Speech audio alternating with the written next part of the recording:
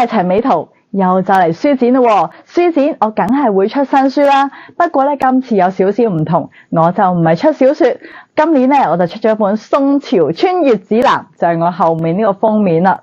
講明穿越就梗係同穿越有關係噶啦，但係咧就唔係好似平時睇嘅穿越小說咁樣，我係以穿越者嘅角度就講大家如果意外有一朝起身咧穿越咗去宋朝嘅話，咁應該點算好呢？衣食住行應該點樣安排好呢？甚至喺問路嘅時候又應該點樣稱呼人哋呢？其實就係從歷史角度咧就去講一啲穿越嘅小知識啊。點解會出呢本書呢？係因為咧我上年從香港大學中國歷史系博士畢業咧，我就係主修宋史嘅。其實我一直咧都好希望可以將我自己嘅歷史知識用一個比較有趣嘅方式咧分享俾大家聽啦。咁所以就開始寫咗呢本書啦。咁喺呢本書裏面咧，有乜嘢有趣嘅位同大家分享呢？稱呼，比如你遇到人之後，你一定要稱呼佢噶。咁喺街度見到一個女仔，你應該叫佢做乜嘢呢？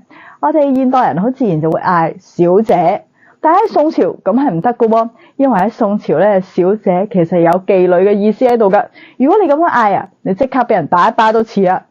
咁古裝片會嗌姑娘，姑娘實冇錯啦，但係又唔得噶喎。原來喺宋朝咧，姑娘咧其實係有姑姑即係姑姐咁嘅意思噶。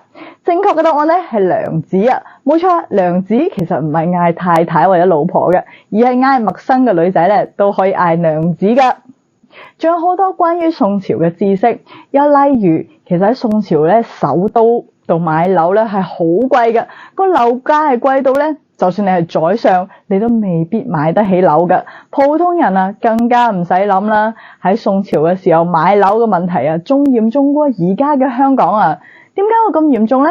因為喺古代買樓係冇得按揭噶嘛，雖然都有一啲補助政策，但係咧，如果一買樓就要存款咁嗌，仲有你諗下，古代係冇得起高樓大廈噶，唔可以好似而家咁下下都起10層、20層、30層、40層，佢哋以前起樓咧起得1、2層嘅啫，咁個地方又得咁細，人口又咁多，喺南宋嘅時候首都嘅人口密度仲一度超越咗而家嘅香港添啊！咁呢個買樓問題真係好嚴重啊！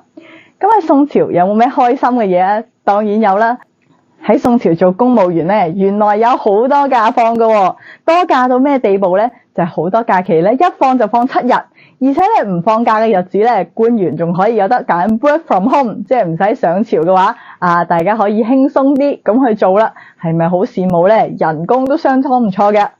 不過咧，有好嘅工就當然有唔好嘅工啦。原來喺宋朝做軍人咧，即係當兵佢出糧咧就唔係計你嘅本事嚟出嘅喎。一當兵之後出糧咧係按照你嘅身高嚟出㗎，冇錯啦，即係1.8米就出多啲糧1.7幾少啲少啲去到1.65米以下咧，直情冇糧出咁嚴重啊！哇，如果喺現代咧，一定俾平機會投訴啊！但係喺宋朝佢就係咁樣發生咗。大家可以想象下，如果你穿越咗，你又會揀咩工做？想住邊？想食啲咩呢？咁就要睇呢本《宋朝穿越指南》。咁講咗咁耐，呢本書到底喺邊度買呢？大家見到我都未有噶，冇錯，係書展首發噶。大家可以喺書展第一日，即係7月17號1BB22今日出版攤位，就係喺晏晝嘅1點到2點，我就會喺攤位度簽書，大家亦都可以嚟買書啦，同我影相啦。當然其他時間咧都可以買書噶。咁除咗呢本書之外咧，我今年亦都出咗一本同金融相關嘅書，就係呢本《笑傲任我行》，細看金融學做人啦。咁呢本書咧就會喺7月17號下晝2點到3點喺1BA16嘅好年華攤位就簽書，同埋星期六亦都有噶，就喺星期六嘅晏晝1點到2點度簽書啦。